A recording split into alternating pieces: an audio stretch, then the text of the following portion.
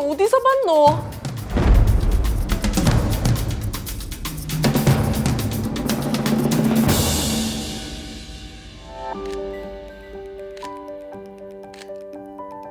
아, 좋습니다. 네. 그 배 위에 손을 조금만 위로. 아, 네네. 그 아이와 대화한다라는 느낌으로. 네. 아, 좋아요, 좋아요. 아, 좋습니다. 촬영 끝났습니다. 아, 네. 힘드셨죠? 괜찮아요. 저기서 조금만 쉬고 계세요. 조금 있다가 사진 확인하실게요. 네.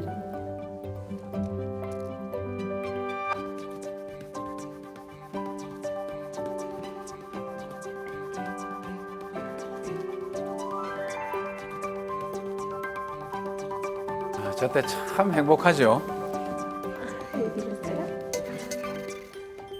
아, 사진이 다 잘 나왔네요. 마음에 들어요. 그럼 이 두 장을 액자로 해서 제가 보내드릴게요. 네. 아, 어머니 혹시 성장 앨범 준비 계획 없으세요? 성장 앨범이요? 네. 요즘은 애 나오면 본아트 사진이랑 50일, 100일 이럴 때 기념으로 촬영해서 남기는 거 많이들 하시거든요. 근데 그런 건 남편이랑 좀 상의를 해봐야 돼서. 저희가 마침 이벤트 중이고 조건이 너무 좋아서 말씀드리는 거예요. 지금 계약하시면 3구짜리 무광 액자도 서비스로 드려요. 그럼 좀 볼 수 있을까요? 네. 저도 저렇게 해서 계약을 했죠. 그렇군요. 예쁘네요. 이건 액자랑 앨범이랑 이렇게 해서 50일, 100일, 뭐 본아트 이렇게도 많이 하세요. 근데 예쁘긴 한데 아우, 지금 계약해 두세요. 조건도 좋고 애들은 금방금방 커서 이렇게 사진을 안 남겨두면 분명히 후회하신다니까요. 그럼 금액이 얼마? 저희가 본아트 사진 50일, 100일, 그리고 200일, 돌사진 이렇게 해서 총 120만 원에 진행되고 있어요. 촬영 5번에 액자, 앨범 이렇게 구성되어 있어요. 근데 촬영을 그렇게 많이 해요. 요즘 애들은 50일, 100일 얼굴이 확 달라서 이렇게 사진을 안 남겨두면 후회하세요. 네, 그럼 계약할게요. 혹시 카드로 해도 되죠? 그럼요. 할부로 하셔도 되고 일시불로 하시면 저희가 조금 더 깎아드릴게요. 그럼 일시불로 그냥 해주세요. 네. 너무 쉽게 결제를 하시는 것 같은데요. 오늘까지 빚이 10억이네. 이제 어쩔 건데 10억을 무슨 수로 갚노. 촬영 계약이라도 좀 많으면 어찌 해보겠는데 방법이 없네. 홍보라도 좀 해볼까? 요즘 코로나 때문에 난린데 홍보한다고 되나? 그래도 현금이나 일시불로 내면 서비스 좀 준다고 해보자. 되겠나? 정 안 되면 폐업하지 뭐. 그럼 촬영 계약은 우리 코가 석잔데 촬영이 대수가 일단 최대한 계약 유도해보고 안 되면 폐업하자. 아내가 더 적극적이네요. 네. 어머니, 아기는 잘 낳으셨어요? 다행이다. 이번에 저희가 성장 앨범 이벤트가 있어서 전화드렸어요. 네, 일시불로 결제하시면 3구짜리 큰 액자랑 작은 액자가 서비스 들어가고요. 현금으로 하시면 10만 원 추가 할인도 되고요. 일시불 조건으로 해야 목돈이 들어오겠지. 잘 되고 있나? 댓글이 좀 달리는 것 같다. 네, 로이어 베이비 스튜디오입니다. 네. 맘카페 보고 전화 주셨다고요? 네네. 네. 우리 유민이 낮잠 잘 때 얼른 치워야지. 자, 문자 왔네. 내일 유민이 200일 촬영 확인 문자네. 맘카페에 글 올라왔네. 보자. 이게 뭐고? 로이어 스튜디오 사장님이 연락이 안 된다고? 소리고 방금 문자 왔는데. 설마. 어? 왜 전화를 안 받지? 아니, 방금 예약 확인 문자 보내놓고는. 오, 이상한데요.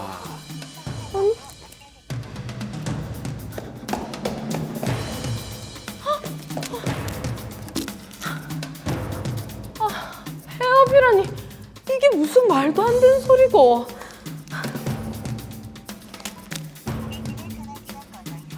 진짜. 그럼 우리 유민이 사진은 어쩌노?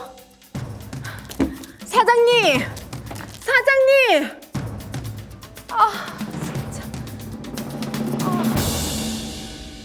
네, 아이의 성장 앨범을 계약을 했는데 스튜디오가 폐업을 했습니다. 이게 어떤 당황스럽고 황당한 사건인가요? 그렇죠. 사실 예. 그 아이 사진 같은 경우는 딱 저 시기에만 찍을 수 있기 때문에 성장 앨범 계약을 참 많이 하는데 다 걱정이 좀 됩니다.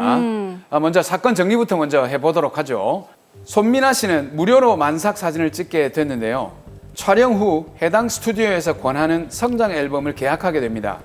저렴한 가격으로 액자 추가까지 해주겠다고 하니 안 할 이유가 없었죠. 근데 알고 보니 스튜디오 대표인 김지훈, 이성희 씨는 자금난에 허덕이고 있었습니다. 급기야 성장 앨범 현금 할인 등의 이벤트를 기획해서 맘카페 등에 홍보를 했고 다수의 엄마들과 성장 앨범 계약을 체결했습니다. 하지만 6개월 후 손민아 씨는 스튜디오와 연락이 닿지 않는 게 이상해 직접 찾아가 보게 됐고 폐업했다는 안내문을 발견합니다. 맘카페에는 손민아 씨와 비슷한 상황에 처한 엄마들의 사연이 쏟아지고 있는 상황이고요. 과연 손민아 씨는 어떻게 해야 할까요? 자, 이게 지금 단순한 사건 같지만 어떻게 보면 아이들의 사진, 또 가족의 추억을 볼모로 계약을 제대로 이행을 하지 않은 거잖아요. 그렇죠. 제가 아는 어떤 분도 이런 비슷한 사건을 겪었는데 뭐 돈이 문제가 아니라 정말 사진이라도 받고 싶다 하는 이런 절박한 마음이더라고요. 네. 자, 박보영 변호사님 어떻게 보셨습니까? 네, 정말 재질이 나쁘다고 생각합니다. 성장 앨범은 보통 100만 원 전후의 금액을 지불하게 되는데요. 피해 금액의 다가보다 이 사건은 법적인 문제가 해결되더라도 아이들이 자라면서 해당 시기에 성장 앨범을 촬영할 수 없어서 소중한 추억을 간직할 수 없는 무형적인 피해가 더 심각하고 네. 그 회복도 사실상 불가능하다고 보여서 매우 안타까운 상황입니다. 자, 그렇습니다. 어떻게 일생에 단 한 번 지나가는 시기이기 때문에 엄마들 입장에서는 굉장히 애가 탈 것 같은데, 자, 우선 이 사건은 그럼 어떤 범죄로 처벌이 가능할까요? 제가 조금 더 사건을 살펴본 바에 의하면 이 사건은 사기죄로 형사처벌이 가능할 것 같습니다. 스튜디오 대표인 김지훈 씨, 이성희 씨는 계약 당시 이미 가다한 채무 등으로 생활과 스튜디오 운영이 어려운 상황이었습니다. 네. 그래서 타업체보다 저렴한 가격에 유아 성장 사진 등 촬영 계약을 대량으로 체결하고 스튜디오를 폐업하는 방법으로 피해자들의 계약 대금을 편취하기로 마음을 먹은 건데요. 실제로 손민아 씨를 비롯해 다수의 피해자들과 촬영 계약을 맺었지만 이미 이들은 계약 당시에 사실상 폐업의 상태에 있었기 때문에 이 계약을 이행할 의사나 능력이 없었다고 보입니다. 네. 그러면 이미 속일 의도가 있었다. 그러니까 기망이 있었다. 이렇게 판단할 수도 있겠네요. 예, 맞습니다. 김지훈, 이성희 씨는 계약 체결 당시부터 촬영 계약을 이행할 의사나 능력이 없는 상태였음에도 마치 이행할 것처럼 속여서 피해자들과 계약을 체결하고 계약 대금을 수령하였습니다. 네. 네. 이는 형법 347조 사기죄에 해당하는 범죄이고 10년 이하의 징역 또는 2천만 원 이하의 벌금형에 처해질 수 있습니다. 자, 저는 이제 걱정이 되는 게 이 스튜디오 대표들이 사실 폐업을 마음먹고 있었으면서도 네. 아니다, 이게 사정이 나빠져서 그런 거다, 처음부터 기망의 의도가 없었다라고 말을 하면 어떡합니까? 그러니까요. 예. 사실 기망의 고의를 입증하는 것은 매우 어려운 일입니다. 잘못하면 단순 민사 문제로 취급되어서 형사처벌을 받지 않을 수도 있는데요. 객관적인 정황이나 증거들을 수집해서 수사기관에 전달하고 그러한 내용들이 입증이 되어야만 사기죄로 처벌이 가능합니다. 네. 예를 들어 이 사건처럼 단기간에 다수의 촬영 계약을 체결하면서 현금 지급을 유도한 정황, 계약 후 촬영이 진행되지 않은 사정, 계약 후 곧 폐업을 하였고 연락 두절인 상황, 그리고 계약 당시에 김지훈, 이성희 씨의 채무 초과 상태 등을 입증하면 사기죄에 해당할 가능성이 높습니다. 네. 그런데 계약 당시 김지훈 씨의 채무 초과 상태 등을 피해자들이 입증하는 것은 매우 곤란하기 때문에 네. 나머지 피해 사실들을 정리해서 수사기관에 고소하면 수사기관에서 피고소인에게 폐업 이유 등을 확인하면서 금융거래 조회 등을 해서 그러한 사실을 파악이 가능하니 너무 걱정하지 않으셔도 됩니다. 근데 이제 실제 이 사건 피해자들이 스튜디오 측에 해명을 요구를 하니까 네. 대표 김지훈 씨가 기다려라. 기다리면 다 책임지겠다. 이렇게 언제까지 얘기를 하고. 기다려요? 그게 또 부인인 이성인 씨한테 가서 얘기를 했더니 나는 그 김지훈 씨하고 이혼을 할 거다. 그러니까 나한테 이렇게 하는 거는 명예훼손이니까 더 이상 전화하지 말라. 이렇게 얘기하거든요. 뭐 어떻게 해야 됩니까 이제? 그러니까 부부가 둘이서 같이 행동을 할 때는 언제고 그러니까요. 이혼할 거니 상관없다. 이런 무책임한 행동이 어디 있습니까? 자, 하지만 이게 사기죄가 지금 성립을 한다고 하니까 다행인데 그럼 어떻게 처벌이 될까요? 네, 이 사건에서는 10억 원의 빚이 있는 상황에서 대표인 김지훈이 힘들어하자 아내인 이성희가 더 적극적으로 스튜디오 촬영 계약을 하자고 홍보하고 현금이나 일시불 계약을 유도해서 그 뒤에 폐업하자고까지 제안했기 때문에 네. 두 사람 모두 사기죄 공동정범으로 처벌이 가능할 것으로 보입니다. 네. 그리고 피해 금액이 소액이라도 사기죄의 성립에는 문제가 없습니다. 또한 형사처벌 외에 두 사람을 상대로 민사상 불법 행위를 원인으로 한 손해배상 청구와 집행 가능 재산에 대한 가압류 등 보전 처분이 가능합니다. 네. 사기죄 처벌도 할 수 있고 가압류까지 할 수 있다고 하니까 정말 다행인데 자, 그런데 사실 피해 금액이 크지 않은 이런 상황에서 법적 절차로 진행이 되면 신경 쓸 부분이 많잖아요. 그렇다 보면 의뢰인 입장에서는 형사 고소를 해야 되는지 어떤 민사 소송을 해야 되는지 좀 망설이게 되는 경우도 많을 것 같은데요. 네, 맞습니다. 네. 실제로 소액 다수 피해자가 발생한 사건의 경우에 많은 분들이 법적 절차를 통해서 피해를 구제받을 수 있는지에 대해서 의문을 드는 경우가 많습니다. 그런데 범죄자들은 바로 이런 심리를 이용해서 범죄를 저지르는 경우가 빈번합니다. 예를 들어 이런 류의 범죄자들은 100여 명의 피해자들 중 20, 30명의 피해자들만 법적 절차를 통해 피해 회복을 진행하게 되면 네. 나머지 70여 명의 피해자들에 대해서는 불법적인 이득을 그냥 취득하는 것이 되고요. 아. 그리고 법적 조치를 나선 피해자들 중 일부와 합의를 하게 되면 형사처벌조차도 약하게 받게 됩니다. 네. 바로 이런 점을 악용하는 것인데요. 이러한 범죄자들은 상습적으로 이런 범죄를 저지르기 때문에 반드시 처벌될 수 있도록 피해자들이 합심해서 법적 조치를 강구하는 것이 바람직하다고 보입니다. 야, 이런 범죄를 상습적으로 저지른다는 것은 이미 사회악입니다. 사회악. 네, 맞습니다. 이런 류의 범죄는 좀 더 가중 처벌을 해야 되지 않을까요? 예, 그렇죠. 사기죄는 재산 범죄이고 피해자 한 명당 1죄가 성립합니다. 그래서 다수의 피해자를 상대로 범행을 저지르는 경우에는 가중처벌되게 되고요. 또 혼자 범죄를 저지르지 않고 다수가 공모해서 범죄를 저지르는 경우에도 가중처벌되게 되어 있습니다.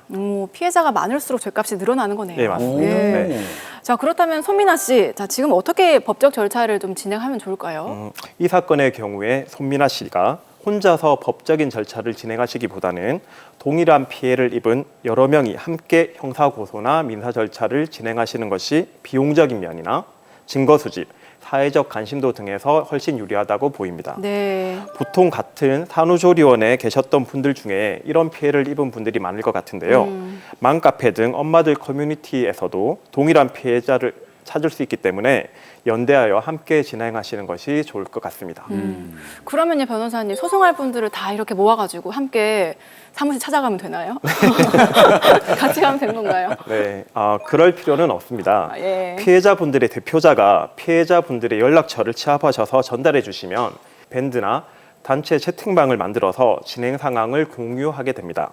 그리고 피해자분들이 각 피해 사실을 개별적으로 정리한 피해 사실 확인원을 작성해서 증거 자료와 함께 전달해 주시면 그 내용을 확인해서 형사 고소장이나 민사 소장을 작성하고 서류 접수하기 전에 최종적으로 확인받는 절차를 거치게 됩니다. 네, 제가 알기로는 민사소송인 경우에는 소송 대리인인 변호사가 다수의 피해자들을 대리해서 소송을 진행할 수 있는데 형사소송 같은 경우에는 고소인이 피해 사실을 진술을 해야 된단 말이죠.